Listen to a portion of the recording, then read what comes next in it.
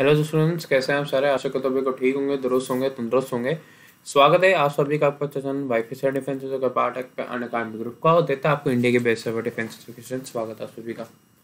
तो जल्दी से आ जाइए, इस सेशन को प्लीज़ लाइक करें, शेयर करें एंड चैनल को भी सब्सक्राइब करें।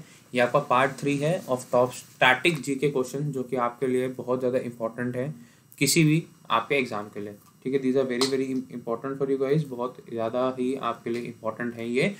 और इसका पार्ट 1 हम कल कर चुके हैं, इसका पार्ट 2 आज है। और सॉरी, इसका पार्ट 2 आपको कल था, यानी आपको 15 को, और इसका पार्ट 3 आपका आज है यानी 16 को। तो 14, 15, 16 हमने तीनों दिन इसके एक एक करके तीनों पार्ट कर लिए हैं, पार्ट 1, पार्ट 2 एंड पार्ट 3। ठीक है, तो प्लीज़ इसे लाइक करें, शेयर करें एंड चैनल को भी सब्सक्राइब करें।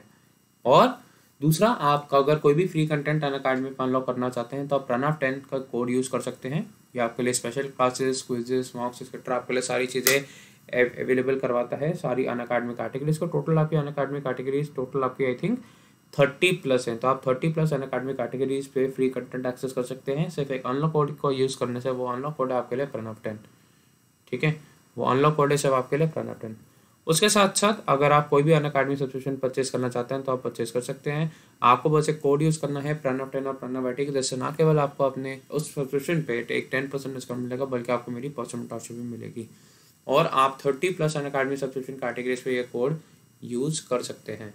ओके, उसके साथ साथ अगर आप हिस्ट्री, ज्योग्राफी, पॉलिटी या इकोनॉमिक्स के मैराथन देखना चाहते हैं तो आप अनअकैडमी स्पेशल क्लास में मेरी प्रोफाइल यानी प्रणव दत्ता के प्रोफाइल में जाकर मैराथन देख सकते हैं। ये आपके लिए फ्री टू वॉच है, आपको PDF के नोट्स भी मिलता है, वो हेल्पफुल है आपके लिए as a crash course also. Unlock code है आपका प्रणव 10 जो आपको यूज़ करना है। चलिए यही शुरू करते हैं आपका आज का मैराथन। और ये कुछ इंपॉर्टेंट और क्वेश्चन आपके लिए लेके आया हूँ जो आपको करने हैं। जैसे पहला क्वेश्चन आपको स्क्रीन पे ये रहा कि the system of judicial review originated in, हमने मतलब ये कहाँ से बोरो करा है, फीचर सिंपल है, पूछ रहा है जर्मनी से, इंडिया से, रशिया से या USA से। इसका आंसर बताइए जल्दी, मैं आपको 30 सेकेंड्स का टाइम दे रहा हूँ, इसका आंसर बताइए।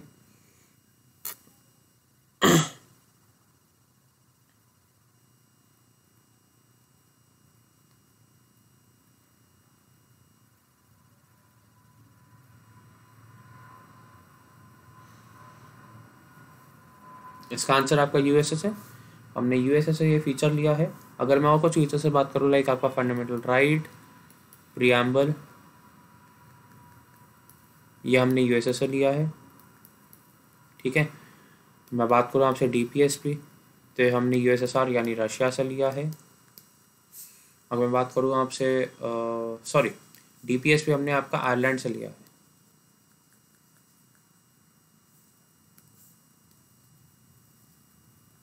DPSP हमने आपका आयरलैंड से लिया है। फंडामेंटल ड्यूटी की बात करूँ तो वो हमने आपका कहाँ से लिया है, USSR यानी रशिया से। ओके, ये आपका पहला सवाल था। अगला सवाल आपके क्वेश्चन पे ये रहा कि which of the given legislation gives constitutional status to the three tier Panchayati Raj system. इनमें से कौन सा लेजिस्लेशन आपके कॉन्स्टिट्यूशनल स्टेटस देता है आपको 3-टायर पंचायती राज सिस्टम में। 73rd constitution amendment act of 1993, 72nd constitution amendment act of 1992, 74th constitution amendment act of 1993 या 75th constitution amendment act of 1994।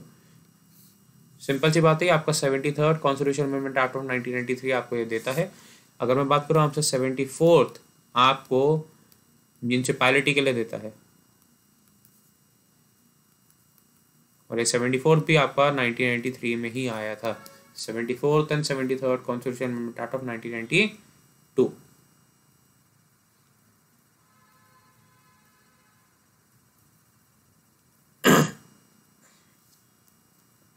अगला, which among the given exercise the most profound influence in framing the Indian Constitution? US Constitution, British Constitution, Irish Constitution या the Government of India? Simple से पूछ रहा है कि कौन से हमने किस देश से या किस आर्ट से हमने सबसे ज़्यादा चीज़ें बोरो करी हैं। सिंपल सी बात है, आपको अगर याद हो तो हमने गवर्नमेंट ऑफ इंडिया एक्ट 1935 से मैक्सिमम चीज़ें हमने बोरो करी हैं। We have borrowed the maximum and the maximum things from this act. Emergency हो, क्या रखना है कॉन्स्टिट्यूशन में, कैसा हमारा देश होगा, कैसी हमारी गवर्नमेंट होगी, सारी चीज़ें हमने गवर्नमेंट ऑफ इंडिया 1935 से मोस्टली बोरो करी हैं। तो दिस इज इसकी इन्फ्लुएंस सबसे ज़्यादा है। Most influential. एक सेकंड होल्ड करेंगे।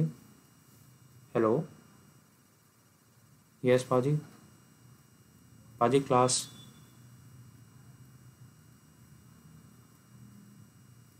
30 मिनट्स, 30 मिनट्स।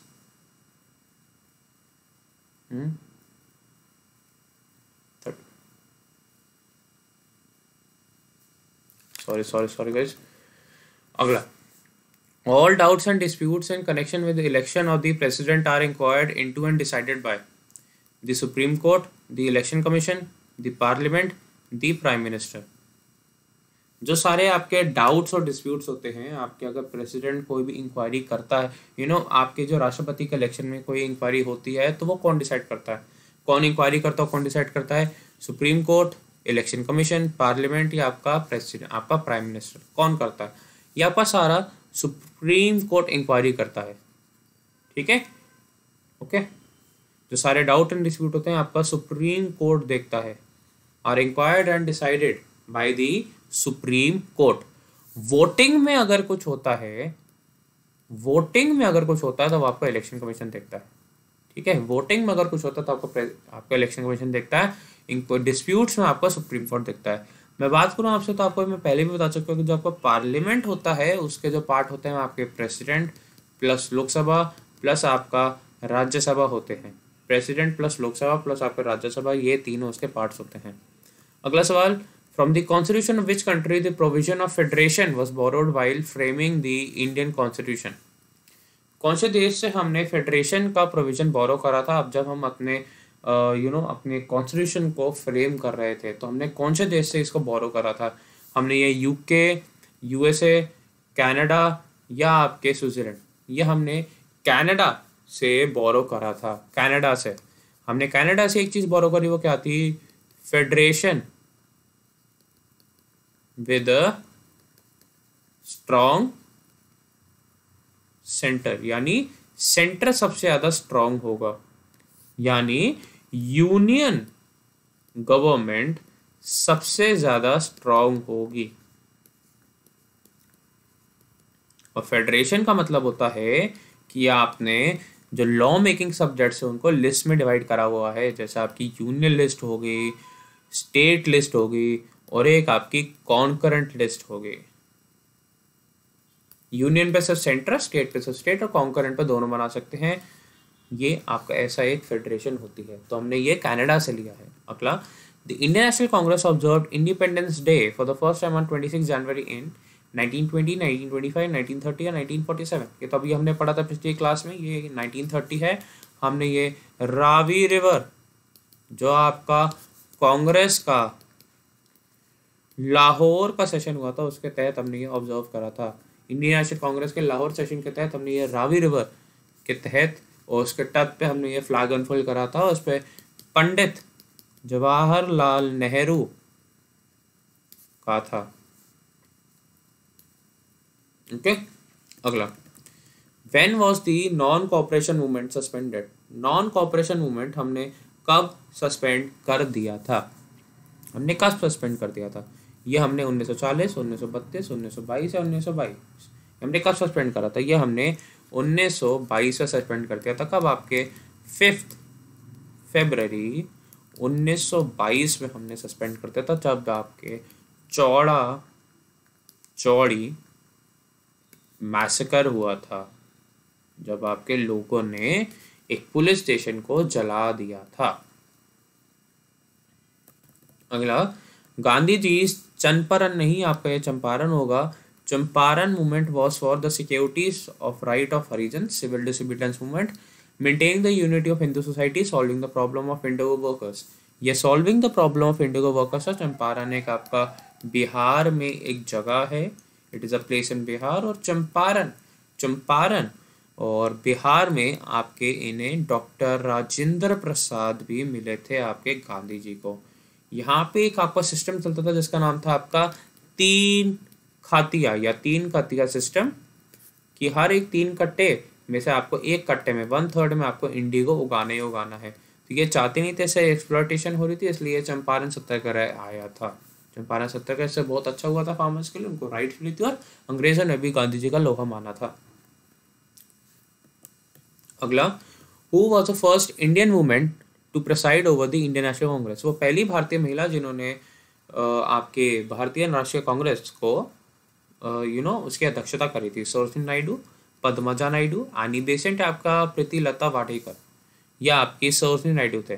सरोजिनी नायडू जी थी, ये आपकी सरोजिनी नायडू। दूसरा, अब अगर हम बात करें तो सरोजिनी नायडू जो थी वो आपकी पहली भारतीय महिला थी। वैसे मैं बात करूँ तो फर्स्ट वुमेन आपकी कौन थी? ये आपकी एनी बेसेंट थी।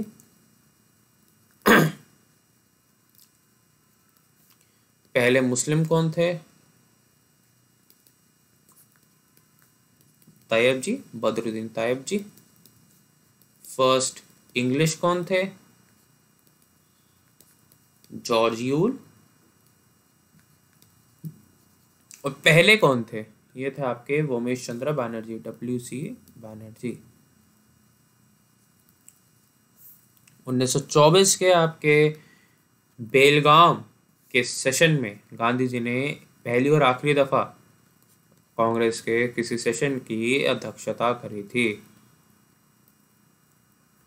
अगला, who accompanied Bhagat Singh to bomb the central legislature assembly in Delhi? Bhagat Singh का साथ किसने सेंटर की लेजिस्लेचर असेंबली को बॉम्ब करने में दिया था? चंद्रशेखर आजाद, भगत जतिन, बटुकेश्वर दत्ता, या आपका परमानंद? या आपके बटुकेश्वर दत्ता ने इनका पूरा पूरा साथ दिया था। बटुकेश्वर दत्ता ने इनका पूरा पूरा साथ दिया था, बटुकेश्वर दत्ता ने। ठीक है, एक सेकंड रुकिए, मेरे को लग रहा है कोई दिक्कत है। हाँ, ये हल्की सी स्क्रीन सेट करनी पड़ेगी। ओके, बटुकेश्वर दत्ता ने इनका पूरा पूरा साथ दिया था। अगला, which one of the following layers of the atmosphere is responsible for the deflection of the radio waves? Troposphere, stratosphere, mesosphere या ionosphere? ये आपकी आइनोस्फेयर होती है जो कि आपकी रेडियो वेव्स को डिफ्लेक्ट करने के लिए पूरे तरीके से रिस्पॉन्सिबल होती है। It is fully responsible for deflecting the radio waves, ionosphere. अगर मैं बात करूँ तो आपको ऐसा रखना है TSMT and E। Troposphere, stratosphere,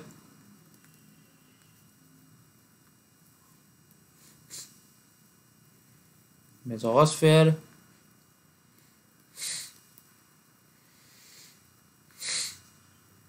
thermosphere,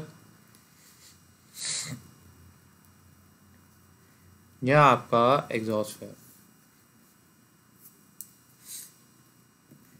अगला, in order of their distances from the sun, which of the following planets lie between Mars and Uranus? मैंने पहले बताया हुआ है, my very efficient mother just served us nuts। तो ये आपका Mars हो गया या फिर यूरेनस हो गया, तो उसके बीच में कौन है आपके? जुपिटर और सैटर्न। तो आप किस ऑप्शन में जुपिटर और सैटर्न है?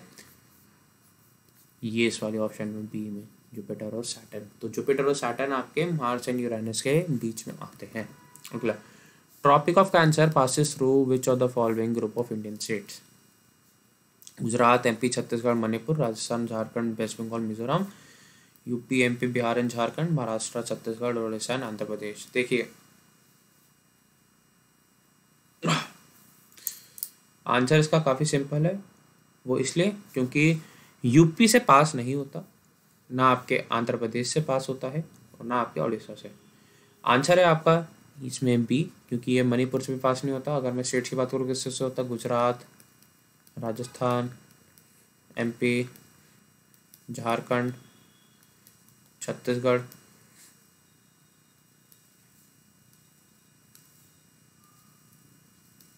ठीक है।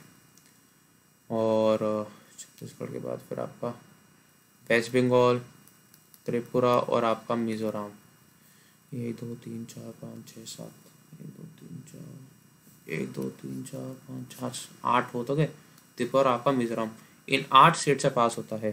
छत्तीसगढ़ से पास नहीं होता है। इसमें राजस्थान, झारखंड, वेस्ट बंगाल और मिजोरम टोटल आ रहा है, तो इसलिए इसका ना ये आंसर हो जाएगा। अगला, how many states of India share its border with Bhutan? Bhutan के साथ कितने भारत के राज्य अपना सीमा शेयर करते हैं? 2 3 4 या 5? देखते हैं ना। भूटान ये रहा आपका, वेस्ट बंगाल, सिक्किम, ठीक है, नीचे आपका असम और यहाँ आपका अरुणाचल शेयर करता है, ठीक है। वेस्ट बंगाल, सिक्किम, ठीक है, थोड़ा सा यहाँ पे इस साइड, यहाँ पर फिर असम और यहाँ पर अरुणाचल, तो 4 राज्य शेयर करते हैं भूटान के साथ। भूटान की कैपिटल क्या है आपकी? Thimphu.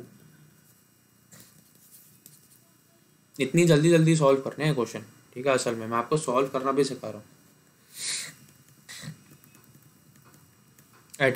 At which among the following places Asia's first EPZ यानी export processing zone was set up in 1965? Surat, Cochin, Kandla, Chennai. Very simple है, ये कांडला में था। कांडला एशिया का पहला था, इसलिए वेरी इंपॉर्टेंट, ये कांडला इसका आंसर है, कांडला। ओके, अगला।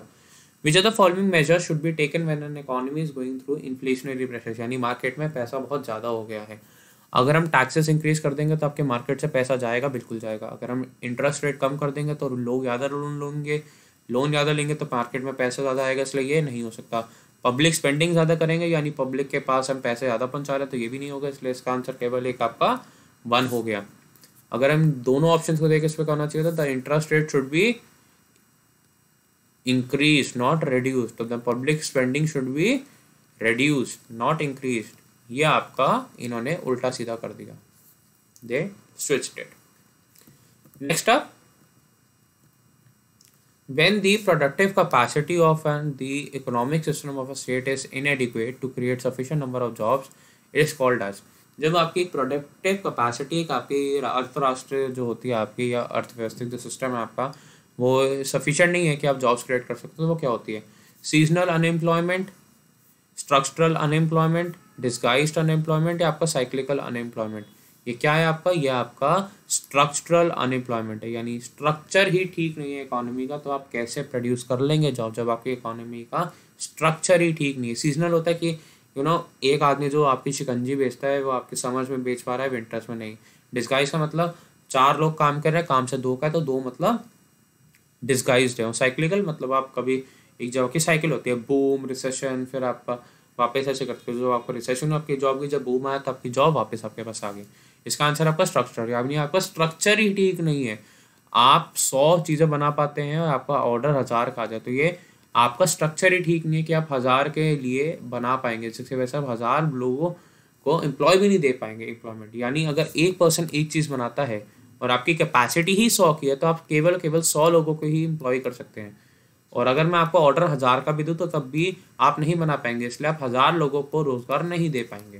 सिंपल सी ये चीज़ है। अगला, economic development depends on, economic development depends on natural resources, capital formation, size of the market, all of the above. इसका answer all of the above है। यानी जो एक आपकी अर्थव्यवस्था की जो भी आपकी डेवलपमेंट है, वो आपके नेचुरल रिसोर्सेज, कितना आपके पास रिसोर्सेज हैं, कितना आप कैपिटल यानी कितने आप चीज़ें फॉर्म कर पा रहे हैं, आपकी मार्केट का साइज क्या है, इन सब चीज़ों पे डिपेंड करती है। Gross domestic product is defined as a value of all. Gross domestic product यानी जो आपका जीडीपी होता है, वो हम किस चीज़ को डिफाइन करते हैं? किस चीज़ को? Goods produce in an economy नहीं है, goods and services produce in an economy नहीं है, final goods and services, final goods produce in an economy नहीं है, या final goods and services produce in an economy नहीं है। ये डी है इसका आंसर, कि final goods and services produce in an economy in a year is called as a GDP. इसे हम आपकी जीडीपी कहते हैं, we call it as GDP, यानी ग्रॉस डोमेस्टिक प्रोडक्ट कहते हैं। हम इसे ग्रॉस डोमेस्टिक प्रोडक्ट कहते हैं। ओके, अगला, अ want becomes a demand only when it is backed by the. एक आपकी इच्छा, एक आपकी आपकी डिमांड कब बनती है? जब आप उसको खरीदने के योग्य, यानी you have the ability to purchase, you have the necessity to buy, you have the desire to buy, you have the utility of the product. इसका आंसर है आपका एबिलिटी टू परचेज। आपको ज़रूरत है, मेरे को गाड़ी की ज़रूरत है, मेरी गाड़ी खरीदने की ज़रूरत है, इच्छा है, मेरे को यूज़ भी है, लेकिन मेरे पास पैसा नहीं है, I have no money to buy the car, तो मेरे तब तक मेरी डिमांड नहीं बन पाएगी। जैसे ही मेरे पास एबिलिटी टू परचेज है, तभी वो मेरी डिमांड बन पाएगी। ओके, तो ये था आपका सेट 1। अब हम इसका सेट 2 करते हैं, लेकिन उससे पहले मैं आपको प्लीज़ बता दूँ, प्लीज़ इसे आप लाइक करें, शेयर करें और चैनल को भी सब्सक्राइब करें। लाइक, शेयर एंड सब्सक्राइब ज़रूर करें आप इसे, ठीक है। लाइक, शेयर एंड सब्सक्राइब, और प्लीज़ अपने दोस्तों में बताइए कि हमने 14th 15th एंड आपके लिए 16th को हम बहुत बेहतरीन क्वेश्चंस के सेशन लेकर आए हैं। ये टॉप क्वालिटी स्टैटिक जीके के क्वेश्चन है जो कि आपको सारे एग्जाम्स में देखने को मिलेंगे। ओके, आगे चले। चलिए अगला, India is called a mix economy because of the existence of public sector, private sector, joint sector या आपका कोऑपरेटिव सेक्टर। ऑप्शन तो आपके 1 and 4, 1 and 2, 3 and 4 या 2 and 4। इसका आंसर है आपका 1 and 2, यानी पब्लिक एंड प्राइवेट सेक्टर जब एक साथ एग्जिस्ट करता है तभी आप उसे एक मिक्स्ड इकोनॉमी कहते हैं। जब आपका से पब्लिक सेक्टर होता है तो हम उसे एक आपकी सोशलिस्ट इकोनॉमी कहते हैं। जब आपका एक प्राइवेट सेक्टर होता है तो हम उसे एक आपकी कैपिटलिस्ट इकोनॉमी कहते हैं। ओके, ये आपको ध्यान रखना है। अगला, when there is an official change in the exchange rate of a domestic currency then it is called। जब आपकी एक ऑफिशियल चेंज होता है आपके exchange rate of a domestic currency में तो हम उसे क्या कहते हैं? ऑफिशियली चेंज कर रहे हैं आप, एप्रिसिएशन, डेप्रिसिएशन, रिवैल्यूएशन या डिफ्लेशन। पहली बात, एप्रिसिएशन और डेप्रिसिएशन आपका मार्केट कंट्रोल होता है, आपकी करेंसी एप्रिशिएट हो रही है डेप्रिशिएट हो रही है, मार्केट पे डिपेंड है। डिफ्लेशन का लेना देना से कुछ नहीं है। इसका आंसर आपका रिवैल्यूएशन, कि आपने अपनी करेंसी की रिवैल्यूएशन करी। ठीक है, कि आपने अपनी करेंसी को ज़्यादा करा, कम करा, जिससे आपके एक्सपोर्ट्स या आपके इंपोर्ट्स इंक्रीज या डिक्रीज होंगे। इसे हम कहते हैं आपका रीवैल्यूएशन। रीवैल्यूएशन। अगला, the major aim of devaluation is to. Simple सी बात है, चाइना डीवैल्यू क्यों करता है अपनी करेंसी को, यानी इंडिया की अगर मैं बात करूँ, इंडिया में अगर कुछ एक्सपोर्ट करे तो यूएसए में जाके $1 में यूएसए वाले इंडिया के 10 प्रोडक्ट खरीद पाते हैं। वही अगर चाइना से लें तो वो $1 में 100 प्रोडक्ट खरीद पाते हैं। क्यों? क्योंकि चाइना ने अपनी करेंसी की वैल्यू यूएस डॉलर के कंपैरिजन में बहुत कम करी हुई है। इसे हम कहते हैं आपका डीवैल्यूएशन ऑफ करेंसी। ये क्यों करते हैं? To encourage imports, to encourage exports, encourage both exports and imports या discourage both imports and exports। ये encourage exports होते हैं क्योंकि जितनी आपकी करेंसी की कम वैल्यू होगी उतना आप दूसरी कंट्री में ज़्यादा खरीद पाएंगे। जैसे मानो यूएसए ने चाइना से कुछ ऑर्डर करा और इंडिया से भी, वो इंडिया के केवल एक $1 दे रहा है और इंडिया से 10 प्रोडक्ट खरीद पा रहा है, लेकिन वही चाइना को भी वो $1 दे रहा है लेकिन वो चाइना से 100 चीज़ें खरीद पा रहा है। तो चाइना के एक्सपोर्ट्स बढ़ेंगे ना, क्योंकि $1 में जहाँ इंडिया 10 दे रहा है वहाँ चाइना 100 दे रहा है। तो इसलिए it is done to encourage the exports, it is done to encourage the export. और ये आपके रिवैल्यूएशन का ही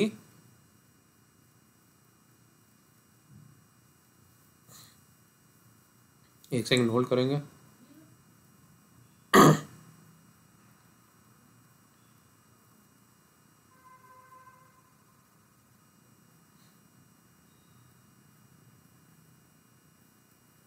दो मिनट।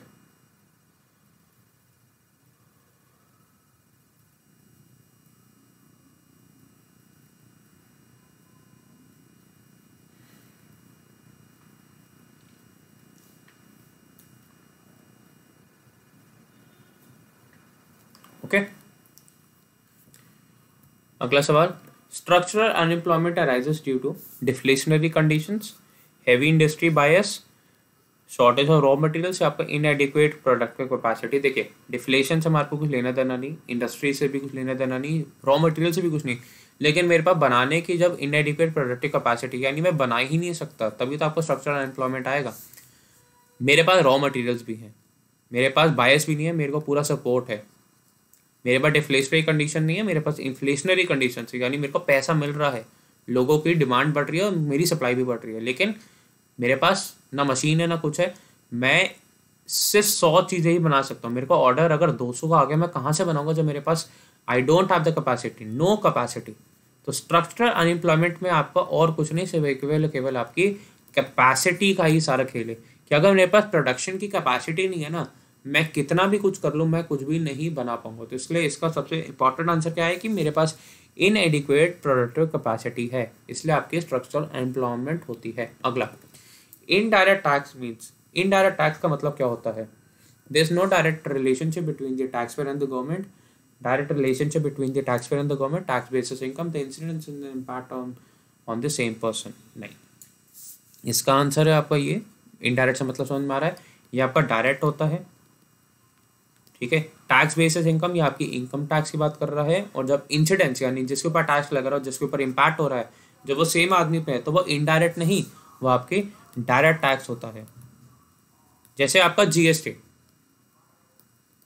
जैसे आपका जीएसटी, ठीक है। जीएसटी लग रहा है आपके रेस्टोरेंट वाले पे, दे रहे हैं हम और कलेक्ट कर रही है गवर्नमेंट, तो रेस्टोरेंट वाला केवल केवल कलेक्ट कर रहा है। इंसिडेंस रेस्टोरेंट वाले पे, इम्पैक्ट मेरी इनकम पे, क्योंकि मैं जाके वहाँ खाना खा रहा हूँ। और दूसरा, मेरे गवर्नमेंट के बीच में डायरेक्ट रिलेशनशिप नहीं है, मेरे गवर्नमेंट के बीच में आपका रेस्टोरेंट ओनर आ रहा है, तो ये आपका एक इनडायरेक्ट टैक्स का एग्जाम्पल हो गया। जिससे जो भी कंसेप्ट समझना है वो जाके नीचे कमेंट कर देना, वीडियो के खत्म होने के बाद कमेंट में मैं उन टॉपिक्स को टेकअप कर लूँगा। अगला, which are the following monsoon account for most of the rainfall in India. किस तरीके की बारिश भारत में सबसे ज़्यादा, ठीक है, बारिश के लिए आपके कह सकते हैं कि रीजन है north east monsoon, south west monsoon, south east monsoon या ईस्ट एशिया। अभी मैंने समझाया था पिछले सेशन में, इसका आंसर आपका साउथ वेस्ट है, जिसे हम आपका अप्रोचिंग मानसून कहते हैं, जिसे हम आपका रिट्रीटिंग मानसून भी कहते हैं। ओके, अगला, which are the following river has the largest river basin in India. इनमें से कौन सी नदी का सबसे बड़ा रिवर बेसन है। पिछले सेशन में समझाया था गंगा का, गंगा का रिवर बेसन सबसे बड़ा है, बिगेस्ट रिवर बेसन।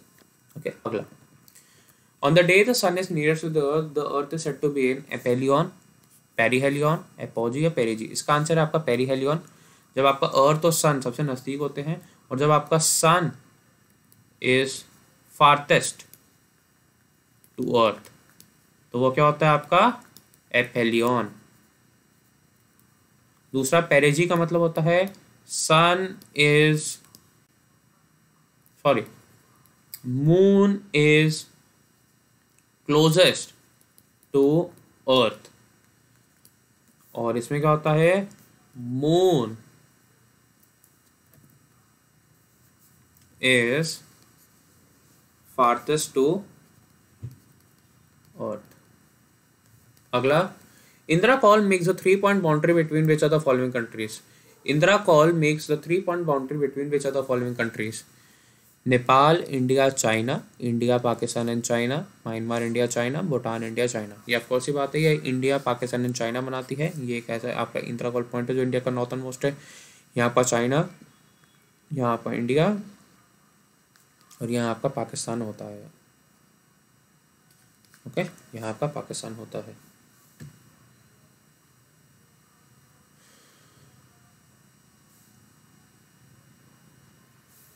ओके, अगला, which are the following suitable definition of an archipelago. Archipelago की एक आपकी सूटेबल डेफिनेशन क्या है। A circular coral reef that encloses a shallow lagoon, a chain or set of islands grouped together, the planet or animal life on earth, none of the above। इसका answer है chain और set of islands group together, यानी 1 2 3 4 5 6 ऐसे chains होगी तो आपका archipelago हो गया। लाइक आपका मालदीव्स, मॉरिशस, लक्षद्वीप, अंडमान और निकोबार आइलैंड। अगला, which are the following are part of the union executive. इनमें से कौन सा आपका यूनियन एग्जीक्यूटिव के पार्ट्स हैं। Council of ministers headed by the prime minister, president of India, central secretariat, आपका वाइस प्रेसिडेंट। कौन कौन पार्ट होते हैं। सिंपल से इसका आंसर है, इसका आंसर आपका council of ministers headed by the PM, president of India and आपका वाइस प्रेसिडेंट। इसका आंसर है, इसका आंसर क्या हो गया आपका 1 2 एंड 4, 1 2 एंड 4 इसका आंसर हो गया। अगर मैं वही पार्लियामेंट की बात करूँ, मैंने बताया आपका लोकसभा, राज्यसभा और आपका कौन प्रेसिडेंट होता है। तो यूनियन एग्जीक्यूटिव में COM, council of ministers plus आपका प्रेसिडेंट और प्लस आपका वाइस प्रेसिडेंट होता है। यही आपका यूनियन एग्जीक्यूटिव होता है। एक सेकंड होल्ड करेंगे।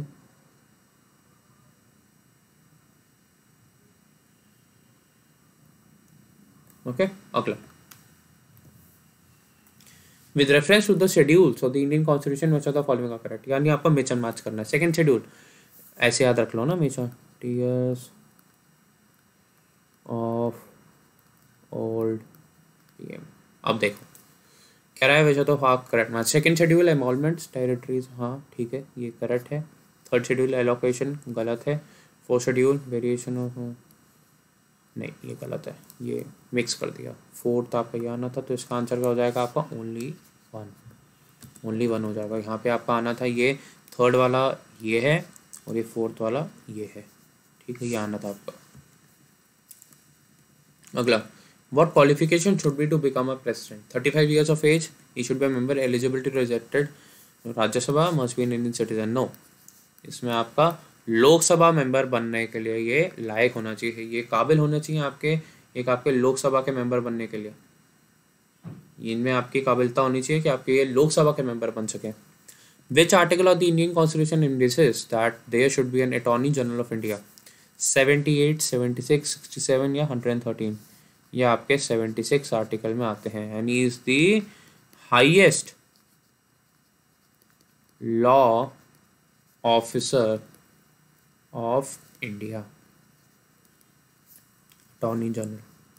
बहुत पावर होती है इनके पास। अगला, और जैसे आप अगर देखें तो contempt of supreme court etcetera या कंटेम्प्ट ऑफ पार्लियामेंट की अगर प्रोसीडिंग्स होती हैं तो इसमें इनकी परमिशन के बिना नहीं हो सकता। आपको ये पता होगा, लाइक आपका अगर पढ़ा होता है कॉमेडियन आपके कुणाल कामरा जी, तो उन्होंने भी जब आपका कंटेम्प्ट ऑफ सुप्रीम कोर्ट करा कुछ ऐसा करा तो उनके लिए भी जो भी चीज़ें हुई आपकी स्वरा भास्कर तो आपके हाईएस्ट लॉ ऑफिसर ने ही देखा। अगला, impeachment of president can be initiated in only in Lok Sabha, only in Rajya Sabha, in either houses of the parliament, in supreme court. Impeachment of president कैसे इनिशिएट हो सकती हैं? ये आप किसी भी हाउस में कर सकते हैं क्योंकि प्रेसिडेंट केवल आपके लोकसभा या राज्यसभा के नहीं, प्रेसिडेंट आपके दोनों हाउसेस के लिए हैं, पूरे देश के लिए। लेकिन अगर हम बात करें आपके नो कॉन्फिडेंस मोशन, तो वो केवल आपके लोकसभा में ही ओरिजिनेट हो सकता है।